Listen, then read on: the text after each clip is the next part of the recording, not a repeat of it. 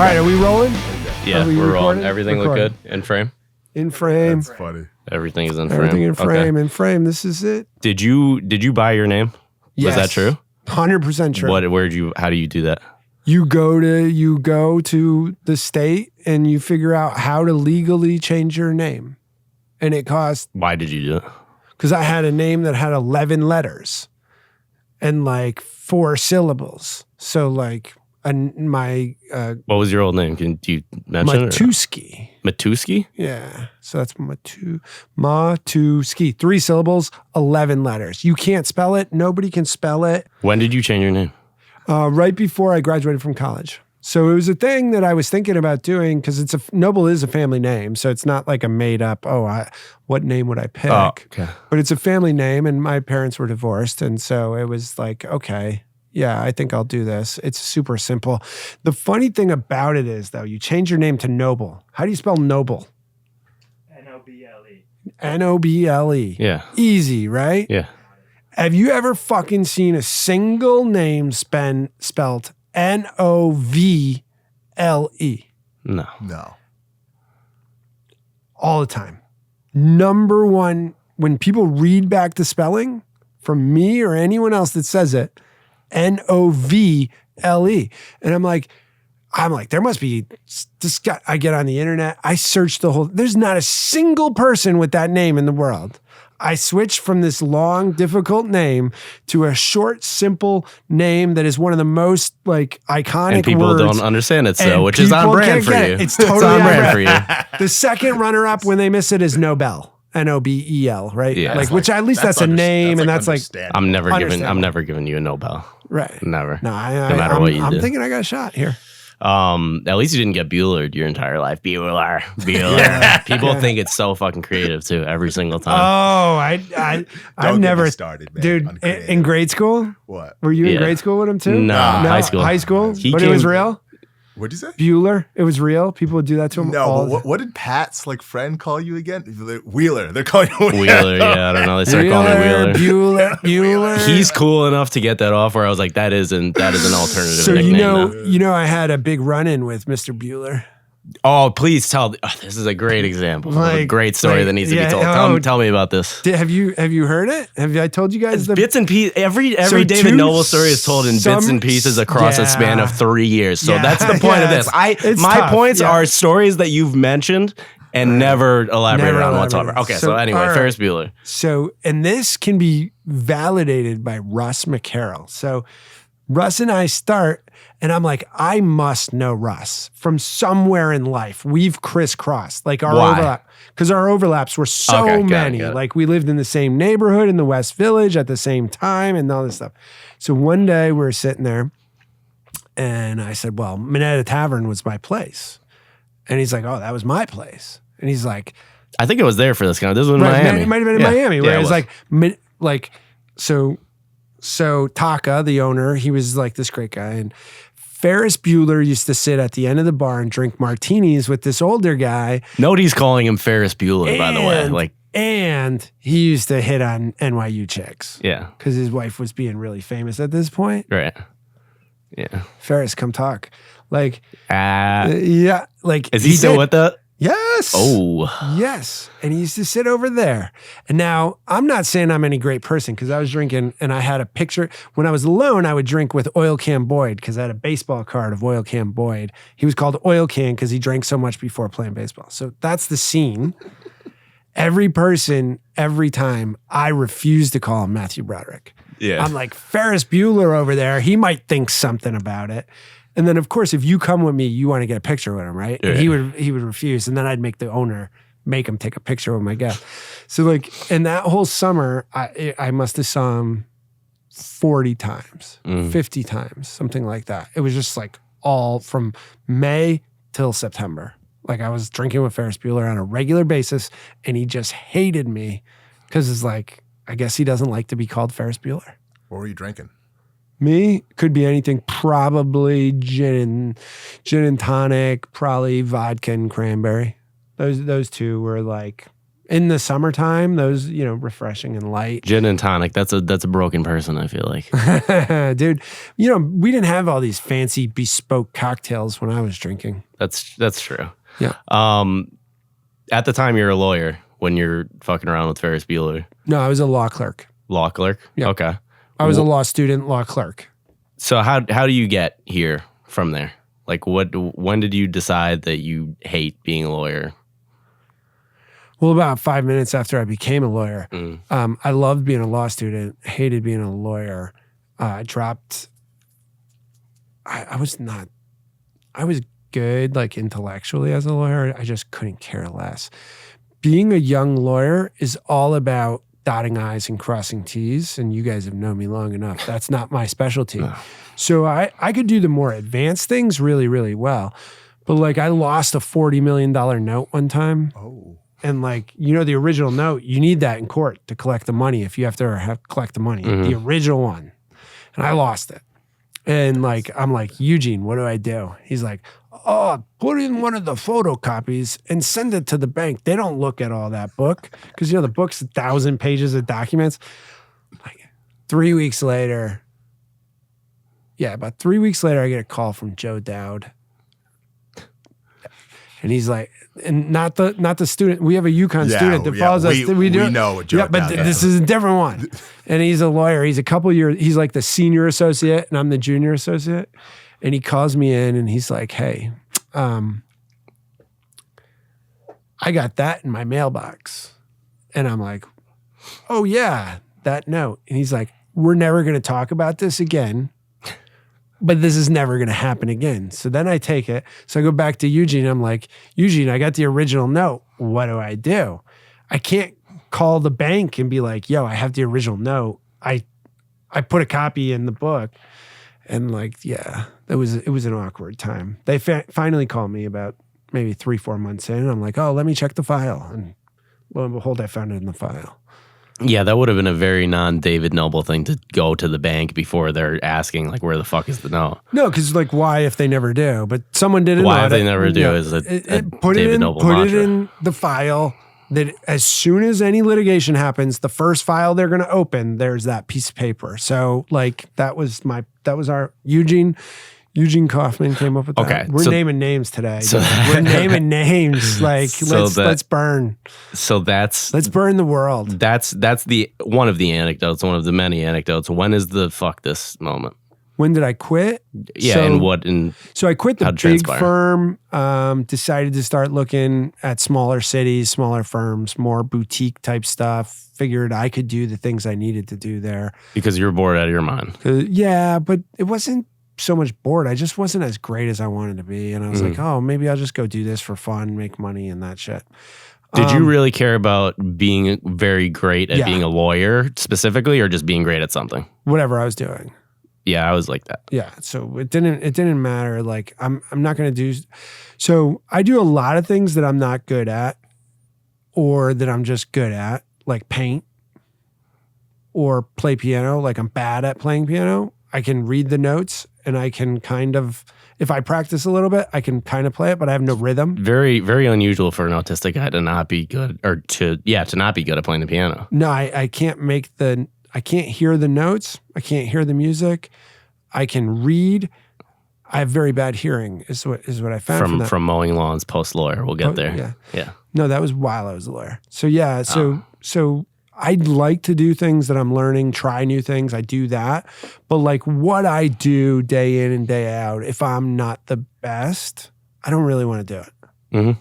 And so I think partially why I'm leaving UConn here is, like, I'm not the best professor anymore. There was a time, I think, where I really was the best professor, but I'm not. How did you know you were the best professor? Because people like you told me. Your grandma or some shit. No, but, like, that wasn't his grandma. That was the Nigerians. No, but like, did you have it like? No, it was Noah Sobel Pressman's grandmother. It was your mom. But, like, do you have like actual? But that's just one example of it. I'd get a lot of that. But, you had this impact. Like, dude, I'm not the best researcher because I don't give a fuck. It's wasteful, useless, stupid stuff that, like, whatever. I was the best professor because, like, And the way I measured it was impact on people's lives that sat in front of me. Okay, not the department head saying, "Hey, like you killed it." Okay, you were talking. No, nobody tells me I killed it. That's how you know you're not the best professor. That's exactly it. So when they used to do the evaluations on where everyone in the classroom filled out the circle and scan it, I had very high evaluations. You can imagine what it is now that it's digital, right? It's like 2 people responded and they both hated me. I got a 1.2 last semester and I'm just like, like who cares? Like we all know the other 30 people loved it. Yeah. You know, or there was one class I did a really bad job. So, all right, so you're not the best lawyer. You're not the best lawyer. I'm not the best lawyer. I quit. I downgrade. I try to make my life easy. I try to make it so I can do other things, and I keep going down. And finally, I'm like, I don't want to do this for a living. What am I good at? I actually saw a psychologist, like a career coach now, like psychologist, whatever it was. And she's like, first off, I can't even believe that you maintain a job. And then second off, she's like, what are you really great at? And I was like, I'm the best student that ever lived. And she's like, well, maybe you need to do something around that. And I was like, well, can you make money? Like, I don't know. So I went back and I called the CIA again. And I was like, hey, I want to chase money. I want to chase terrorist money. Like, please let me come to work. What year? 2006. 2006. And the previous time you were trying to like be a part of the CIA, right? 97. 96, 97. This is one of the bullet points. Let's go. Let's backtrack to the first one. You reach out to the CIA first, or they reach out to you? What is it? No, you just apply as a student. Okay. Like It's for what? For a job.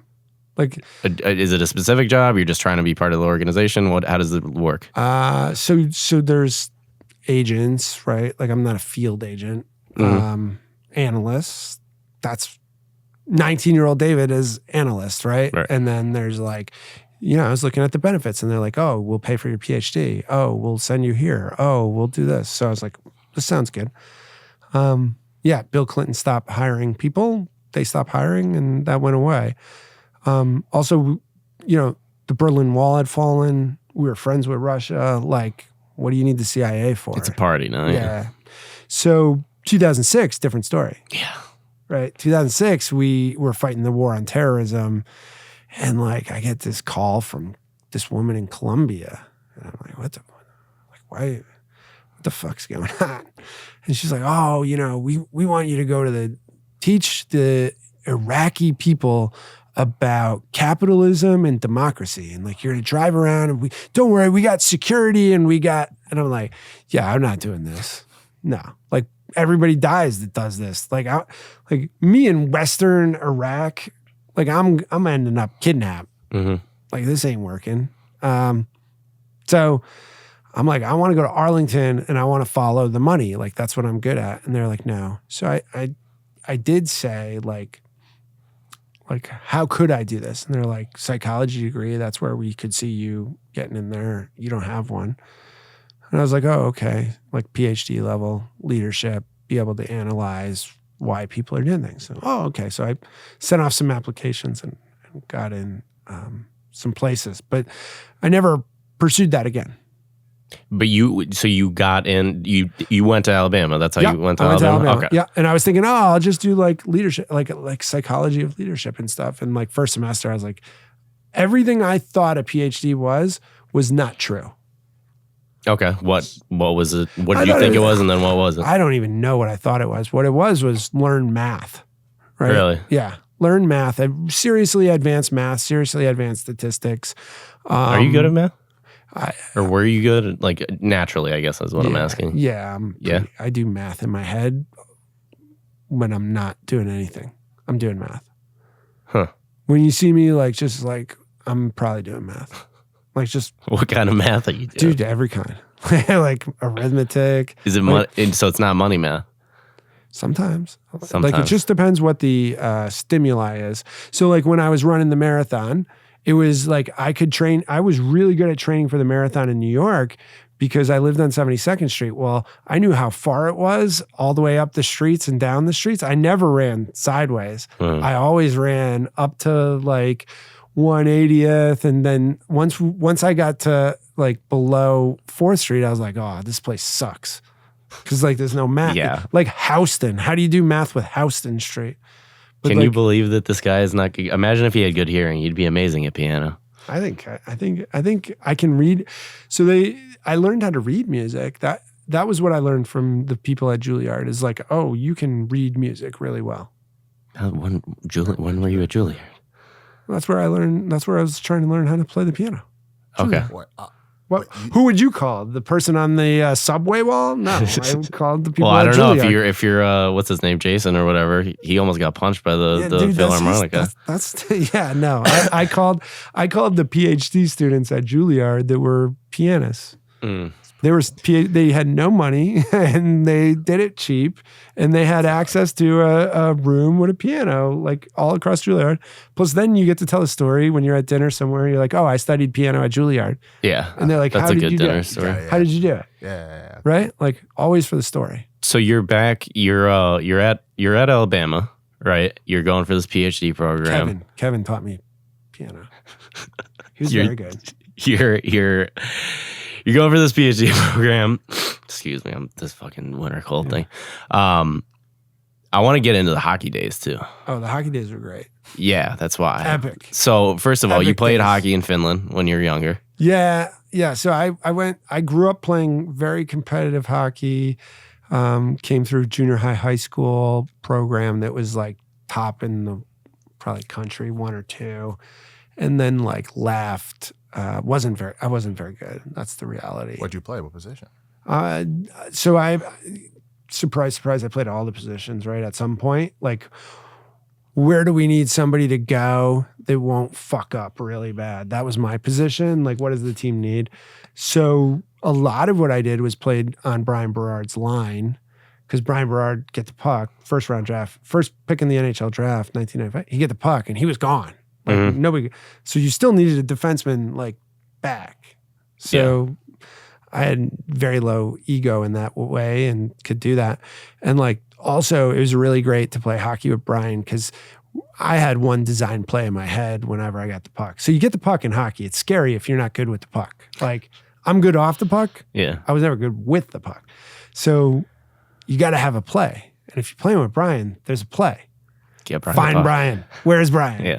And then whatever we do, the puck is going to Brian. Like, you know, and like, you know, so go to Finland, great time, great experience, played hockey, fun, but never like super serious at that Was point. there ever a time where you thought like this could be the thing that I'm the best at? No. No, right? No, because Chris, from the time I was 9 years old, I was skating next to the kid who was the best in the world, born in 1977. That probably Like, saves you a lot of pain and suffering, though.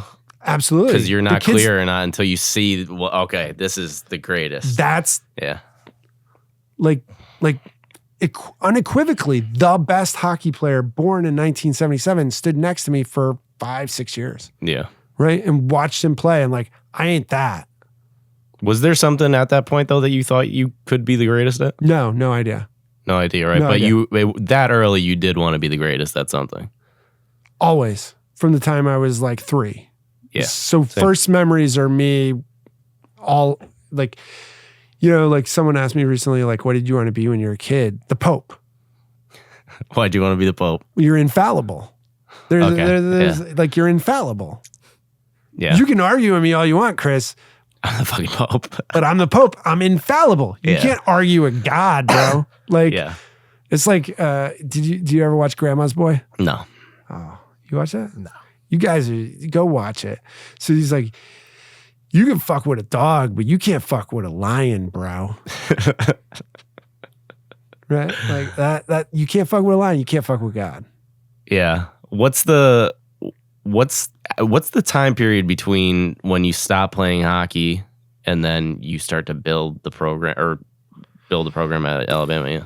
Okay, so 16 to 29, 30, 16 to 14 years. So you go there And for by the way, 0 hockey from 16, 17. 0 hockey.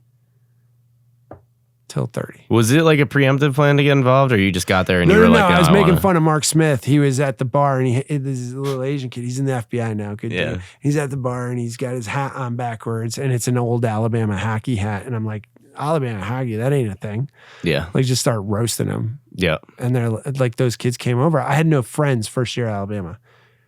I had no friends because, like, I'm from Rhode Island.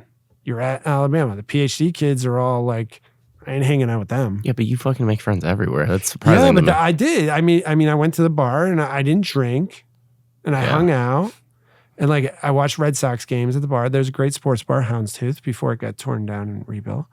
And like I would go there every day. I would get a pepperoni calzone, drink a sugar-free Red Bull with club soda, just cut it out, watch the Red Sox game. If nothing was going on, go home. And then that was pretty much my routine. And it was in that process that I found Mark, and then found Josh and Adam and all that stuff. So how do you go from making fun of Mark to they're like, those guys were like, oh, do you know anything about hockey? Because we lost our coach. He's going to some osteopathic school of medicine or something. And I'm like, I know a little bit. Like, and they're like, would you talk to these guys? And so I talked to Buddy, and then all of a sudden they're like, okay, we're not going to have any, like, this guy Mike, he's the head coach, and you and Ian are the assistants. I'm like, all right, like, whatever. I don't give a shit. And I don't know any of the none of the three of us know each other, and now we're the three coaches of the team. And so, we go the first tryout, and we look out there, and there's like 40 kids. Only one can play hockey. The rest of them are like falling over. It was. So how do you go from that and build like good hockey in Alabama? There was actually a couple more than that. They were pretty good. They were good athletes, and a lot of underdeveloped hockey players is the way I would explain it. Kind of what you would expect in Alabama. No? Club team. Now remember, most of those kids were from Huntsville. Huntsville had a Division I NCAA team. Okay. So they had a long history of playing hockey in Huntsville, Alabama that nobody knows, because the from the last episode, the Nazi. Werner von Braun was shipped over.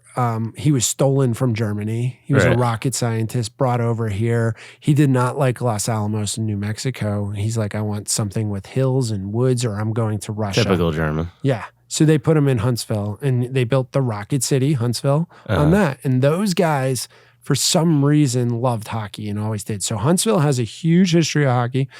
Birmingham Bulls was in the WHA, like Wayne Gretzky played there, like, so they had a history of fighting hockey. And so, there were things to build on. It wasn't as bad as you would think coming from somewhere. So there were local kids. And then, at some point we were like, we're not going to get better just waiting for kids to show up. So let's go start recruiting kids. And where do you go? Where do you go first? Oh, everywhere. Junior hockey, you look for the kids that are clearly not going Division I. Maybe they're going Division III to like Westfield State or Oswego or, that kind of shit. Right. And you're like, hey, come to the University of Alabama, hot girls, like good parties. You could probably get a job with a diploma. Like nobody knows where Westfield State is. That was the sell. And then the best ones was like, I think it was like 32 ACT, which is pretty low, and a 3.5 GPA. I could guarantee you're going to get an academic scholarship in excess of 75%. So I knew that. So I'd be like, hey, like they'd have all the grades and stuff. I'm like, I want to talk to that kid. I can give him like scholarship. So that was how we built it. Mike was a great coach. He developed really great strategies for what we had. So some people that I've learned this since, and it's across multiple sports, they want everyone to fit their strategy or their game plan or whatever they want to run in their system.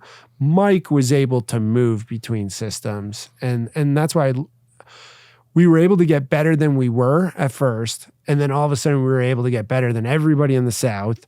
And then I figured out how to get us money. And the president of the university gave us money. And because we were bringing kids from all over the country, and that was important to them. So we started recruiting heavily. Fairfield Prep was one of the top schools in Alabama because there was some connection there. But hockey players came from there, like Puffer. I mean, his brother played at Vermont. He was a great hockey player, liked weed a lot. Chicagoland area, got a lot of kids from Chicagoland, California. We'd get kids that were good, that played junior hockey around the country. And, you just start figuring out where you can find. And like at that level, if you got 3 kids that were good, all of a sudden the game changed. Any hockey, there's 5 things that cost you a hockey game. If you don't do those 5 things, you win. And you need a goalie. And so like, that's the hardest part of any hockey team at any level is finding the goalie. So it took us a long time for that. One goalie tried to kill me one day. It was funny. How did he try to kill you? Well, he was going to choke me. And he was a PTSD, great kid. I love him to this day, but PTSD from from the same war. Is this the one that we called? No, we would never call him. No. And we won't name him because he might find me. But yeah, he was a good kid actually. He just got fucked up in Iraq. I mean, when all your buddies blow up in front of you, and it's not good. Yeah, I'm avoiding the stranglers. Yeah, he came at me. Take a punch in the face. It was the in stranglers. It was serious. in Frisco. It was in Frisco, Texas. I mean, he came at me. I was like, What was the first thing that you were proud of building that program? I was always proud of building that program. Every game, we had great kids. We had great collaborators. Jonathan Holston and I really built out the infrastructure to change the money. We built the SEC hockey conference. Everybody else took credit for it, but how'd you build it? We just kind of convinced people to do it. Like it was like, hey, let's do this. And how? Money? What? Money? Yeah. Oh yeah. We if we have an SEC competition where Georgia and Arkansas and Tennessee and Florida come to play Alabama in Huntsville, we're gonna make $50,000, $100,000, $250,000. And so, the teams were like, oh yeah. And plus the kids and their fans wanted to play SEC teams. The only one that didn't have a team at the time was like maybe Mississippi State and Mississippi, and they added them both over time. Would you say this is your first time, maybe not directly working in it, but working with the bureaucracy of like a university or organization and figuring out how to actually make things move? Yeah. So you weren't allowed to have, yes, because that was, yeah, for sure. I mean, you weren't allowed to have non-students involved in the club sport. They didn't want coaches that were club sports, right? Like it was run by rec. And like hockey's not a sport where you can do like that. Kids die. You need actual coaches. You need the play to be elevated. You need a certain amount of professionalism. You can't get in 4 of us get in a car times 5 cars and drive 8 hours to somewhere else. So that was unacceptable. So we figured out how to do the infrastructure. Club sports, this one asshole, and like, thank God I was out of the country when he died. He died young because I definitely threatened to murder him one time. He first dinged us and he brought us all in, the club leaders. You guys ran CEO. So like that club group would have to come in and explain everything. And they had me come in as the coach and like, what are you doing? How are you doing all this? And like he goes through and he's like, well, you're not allowed to be involved anymore. And I'm like, why not? And he's like, well, you're not a student. I was like, oh, cool. Tell me more. By the way, who made the decision to make David Noble the face of like legitimacy and like this is all clean and don't worry about anything here? No, nobody believed. And I'm like, dude, this is the clean, like we were the cleanest shit. It gets really weird at the end, but this kid, Nick, his father was it was awful. But this guy was on us. He was on the team. They were like, he was just treating him like trash. And so he kept going on this thing. Well, you're not a student. You can't do it. You're not a student. You can't do it. And I'm like, all right, tell me. He explains all the rules. I'm like, okay. So we go to the end of the meeting and I'm like, hey, here's my student ID. How about you go fuck yourself? Right? Nice. Like I was a PhD student. Yeah. I was a student. Right. And so he told me exactly how to beat his rules. And like we made like the coaches might, I don't know what other people got, but I think I got $1,500 a year. I spent $10,000 in travel. Right. Like, come on. Like, we're not making money here. Like, all the money's going back into the program. We have go look at our locker room. It's an NHL quality locker room, right? Like, we had done all kinds of things that were impossible. But yeah, that whole experience, that was constant. I got the president of Alabama. I pitched her. She loved it. She supported us directly. Now I cut those guys out. She got fired for integrating sororities 2014. And I was thinking about trying to get us into Division I, and a lot of people, it was gaining momentum. When you say integrating sororities, like what was she integrating? She forced Black women into sororities. Integration is like, segregation is when you're like, oh, Black people have to sit over here and white people have to sit over here. So when you integrate it, it means they come together. Was that like an official policy at the time, or it was just like there's literally not a Black person in this sorority? It was not official policy, of course. It was a no, illegal, but but there was never ever one. Yeah, across those sororities. Yeah. So I you can watch the Bama Rush stuff. It gets into it a little bit. That must have been really. But that was 2014, bro. Like we're not even talking like 1970. We're talking 2014. And she got fired for it. Yeah. Yeah. Nice. No, she stepped down for health reasons and became the provost of Mississippi State a couple weeks later. Yeah. I'm sure she didn't get fired. I mean, she must have been really sick.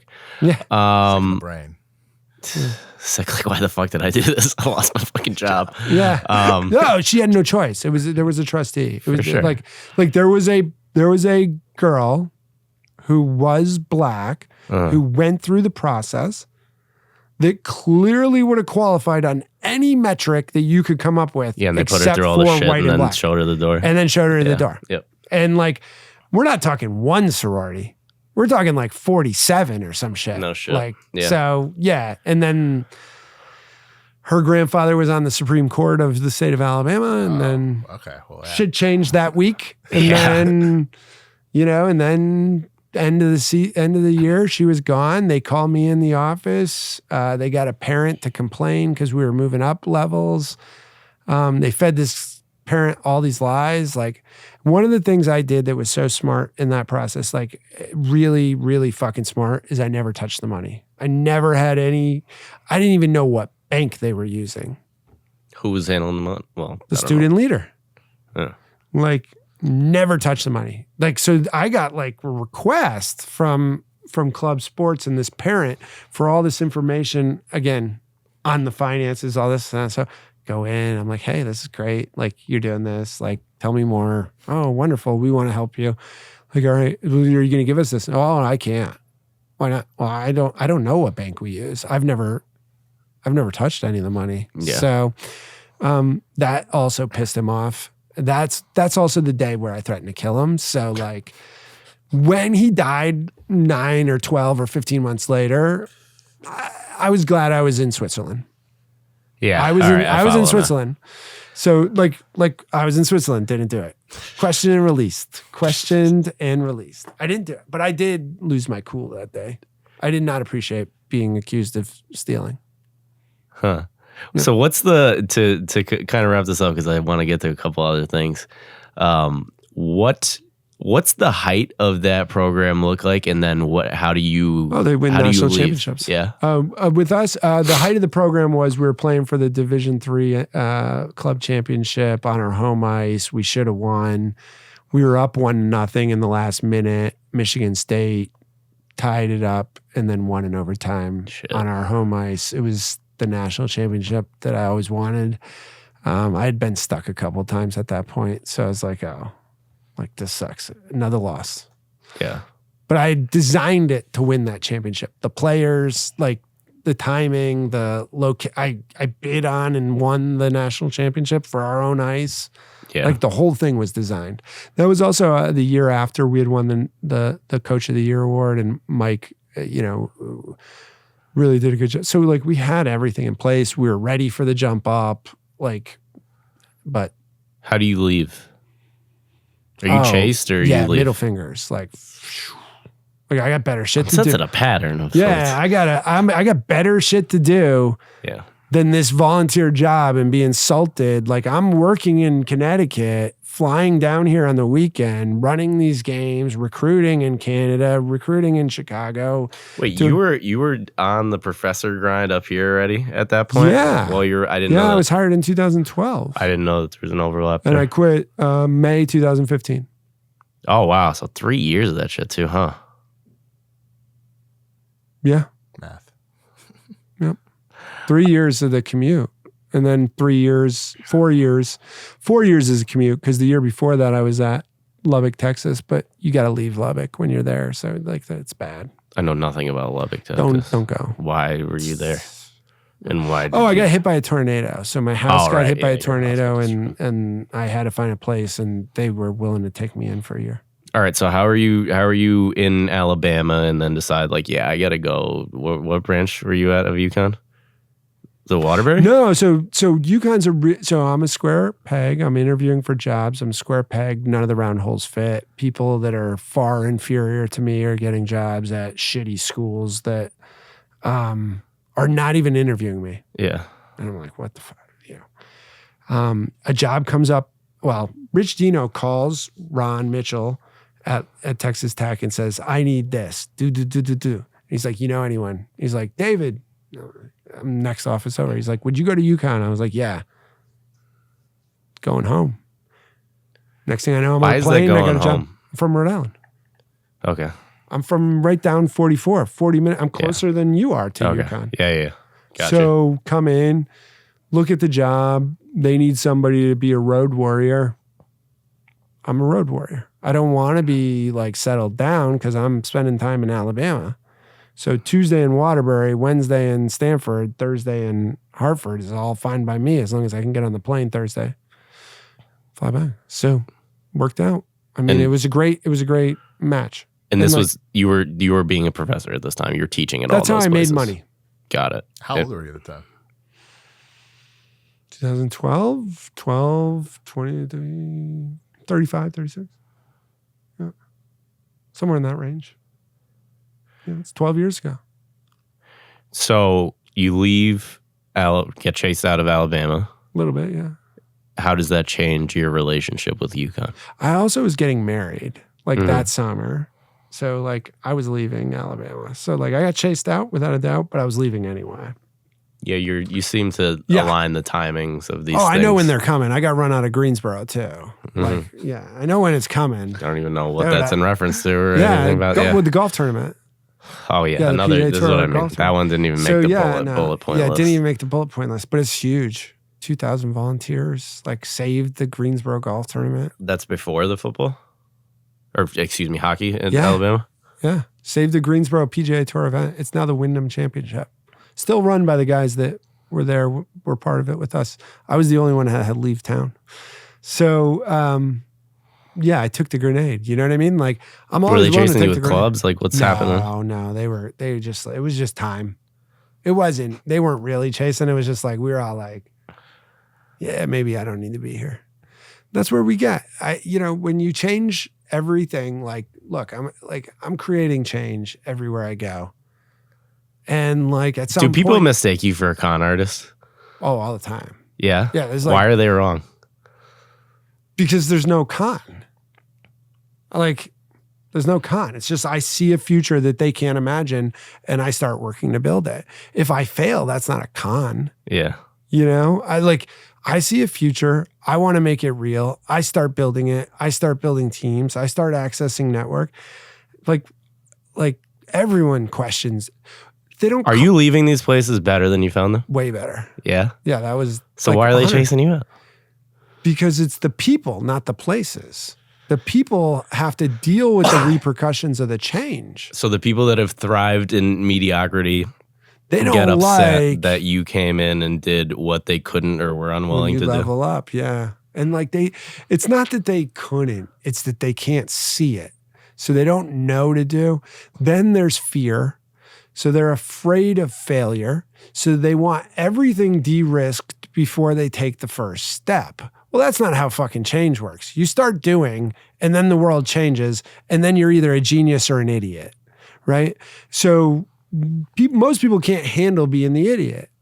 I can handle being the idiot. Yeah. Like laugh no at other me. option.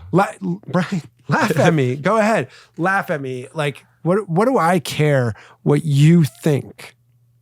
Like, at the end of the day, if I don't love you, I don't give two fucks what you think. But you say that like comments and stuff will bother you sometimes. Yeah, but not at the end of the day. Right. During the day, yeah. Like, it does. Like, it's... Can you talk about what comments and things bother you? Yeah, just all kinds of stuff. Like I don't actually have autism. Yeah. Right? Like, now, my brain is nonlinear. Yeah. My thought processes are nonlinear. I'm processing. Well, if you were actually autistic, I wouldn't call you autistic. Right. I get it, but everybody does. Yeah. Right. Like who? Who's called you autistic before? A lot of people call them autistic. Every person that you've ever met that knows me has at some point. And so, like, it's the same as the con artists or like sometimes they'll call me scammy because it's like it feels scammy. That's Blake. But it's not. But that's Blake. Blake give you that? Yeah. Blake's giving me most of my nicknames. Definitely a Blake, Blake title. But he Oh my says God. that, but it's like he also knows it's not, and like because he can say it because it's not. But like anything new feels that way, like because it wasn't done before, and I live in the future. Like that's it. So. Yeah, people say things like that. I think my parents asked me like what you do. Yeah. And I was like, honestly, like even if 80% of the like stories that he's told me that I wasn't there for were all bullshit, like I'd still give him the credence just on the 20% of things that I was there for and saw actually happen. When you see enough of it, you believe all the other stuff. I don't even believe all of it. Like I've recently started writing again and I'm like, so I'm just trying to pick out random ass stories from everything. You've lived like 15 different lifetimes. Yeah. Yeah. I mean, like, I don't know. I like to make change. I like to make the world better. And people can't understand that you would do things just to do that. They refuse. Oh, he must be making money on this. No, it's costing me money, right? More times than not. Is that like a wiring thing or is that an experiential thing? I think it's wiring, right? It's wiring, or for me or for them. Yeah. For both. Like what makes you one or the other? It's wiring. Yeah. It's wiring. It's what. Like, and then I think the nail is driven home by the experiential suffering of being the person that is only motivated by doing the thing. Yeah. And like so few people you don't are. fit. That's the square peg. I don't thing. fit. Yeah. So they take their It's very lonely. Massively lonely. It's only recently that I've started to like find my people. Because you get on your island or your fringe. Yeah, you fringe, right? But you look at it and people take your behavior and look at it through their lens and their framework. And so they can't possibly understand why you would do so much if you weren't making money. Yeah. Like they can't. They can't. They just assume that they don't see the money. And to be fair to those people, like a lot of the behaviors of what you do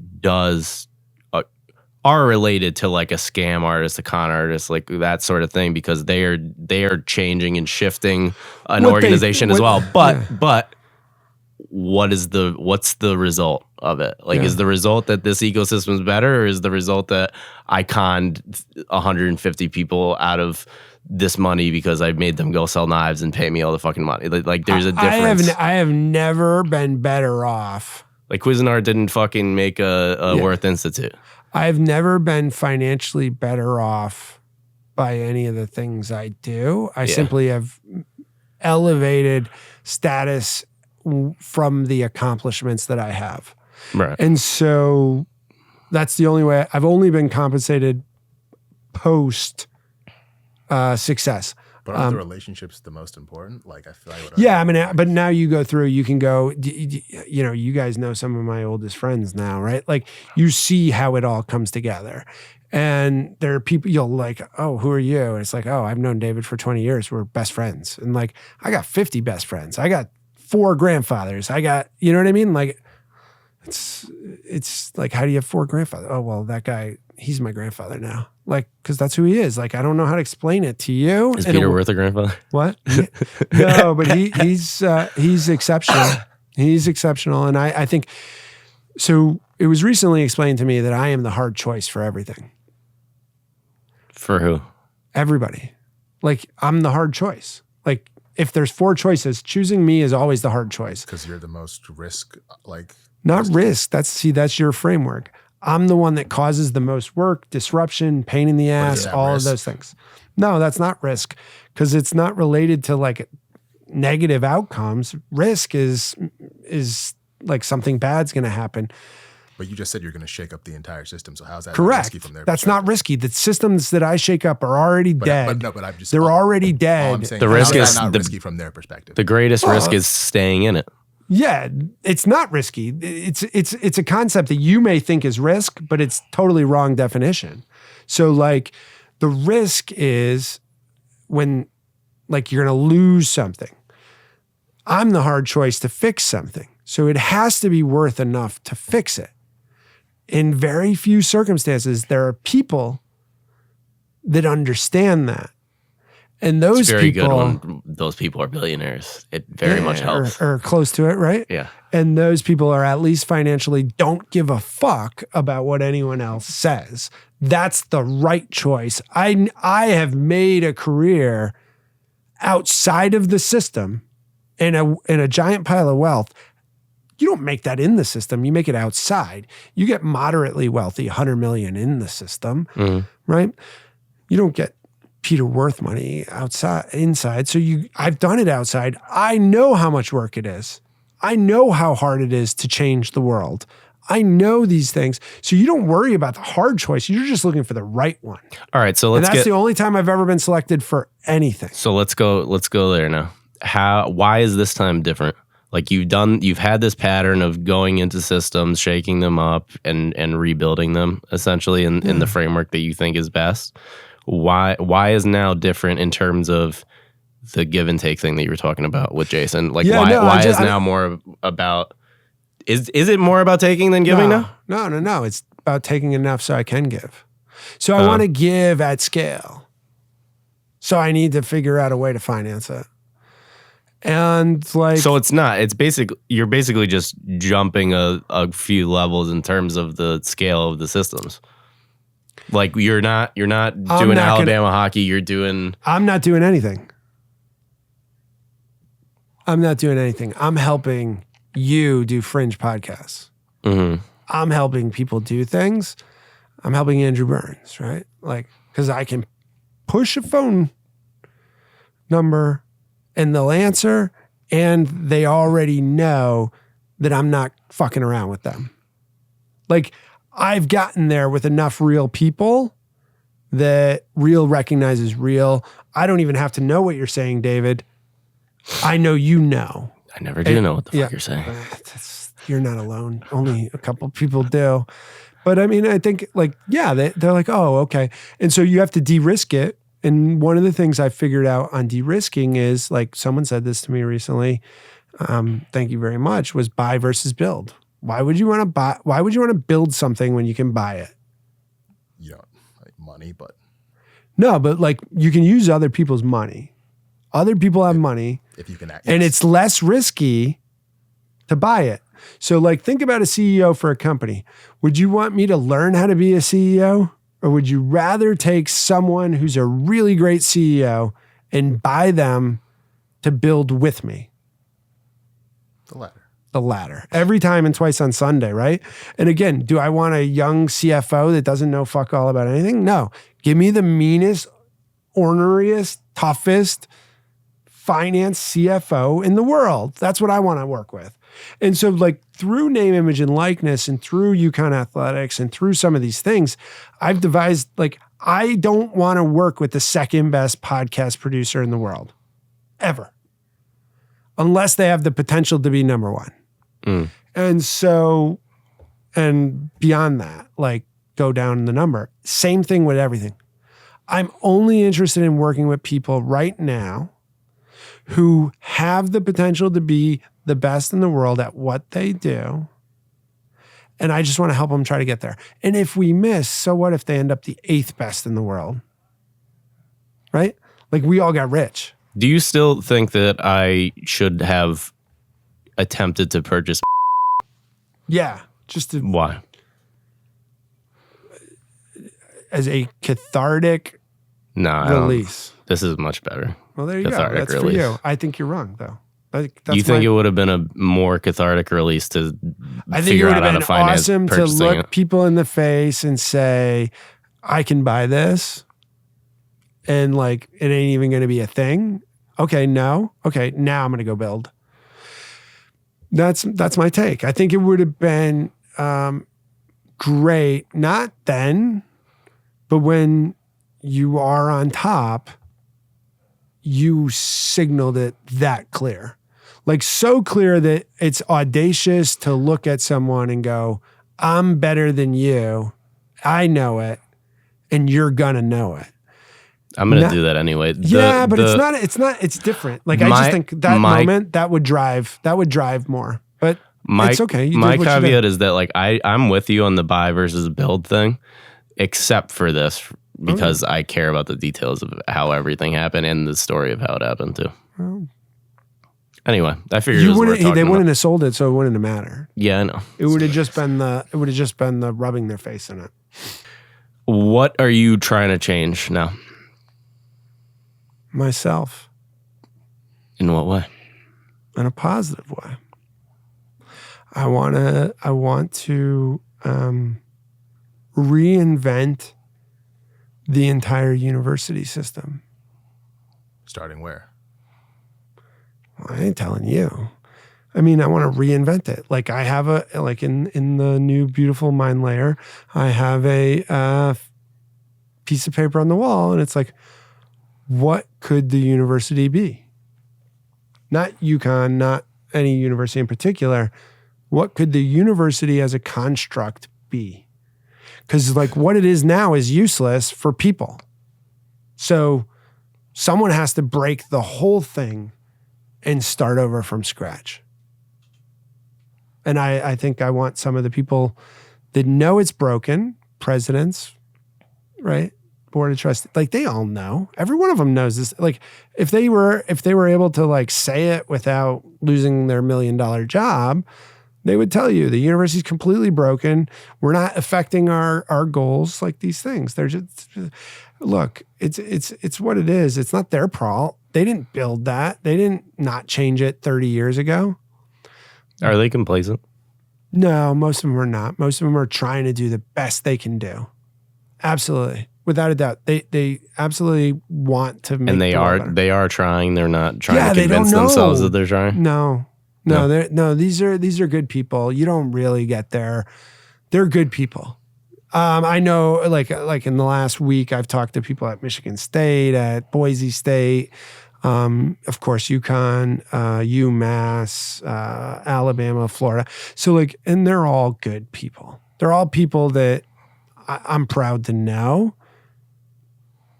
It's just hard. Like it's harder to do than to say.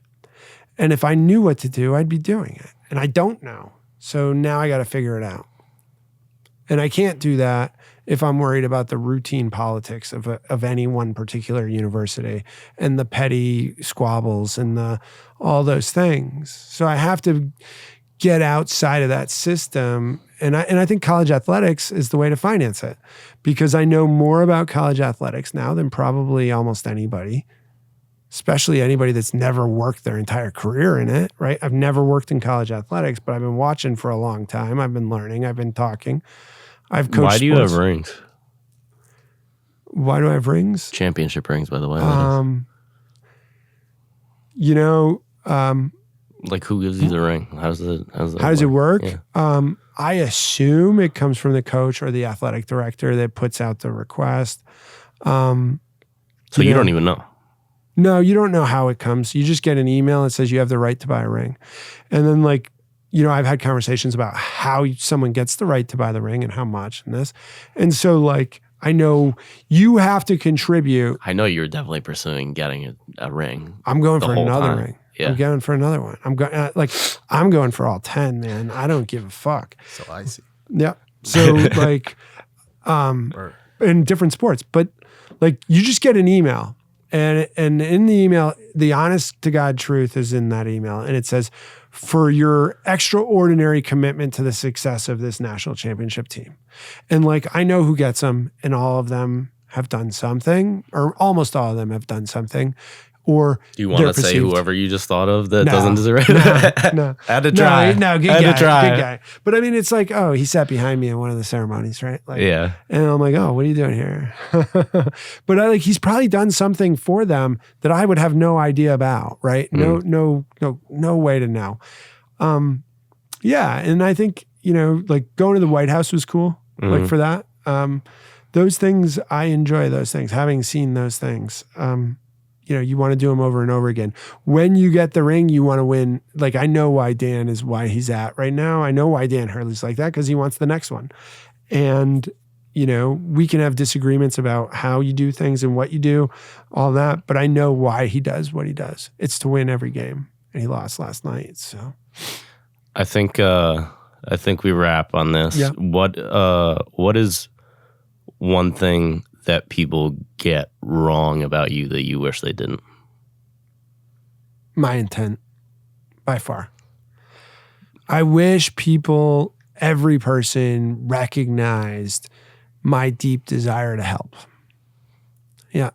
And like a lot of the people that don't like me, it comes from some point where I was trying to help them and they developed an insecurity or had insecurity or this or that.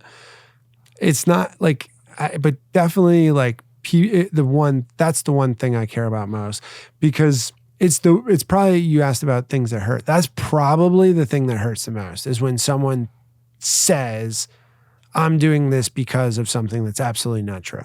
And so, my term ends as Worth Institute December 31, 2025. And like, I now can say I'm not building the next iteration of entrepreneurship in UConn for me. It's not for me. It's for whoever comes next. It's for the students. It's for the state. It's for the university's reputation. It's for all of those things. And that's true. And that's always been true. But now I can say it very clearly. For it, yeah. And that means a lot to me. The attribution of what I do is to make the world better, to help people, to find interesting things always. It's rarely for my own benefit. Do you know why that is? Because they just can't understand. No, not that. I mean, why do I do it? Yeah. Oh.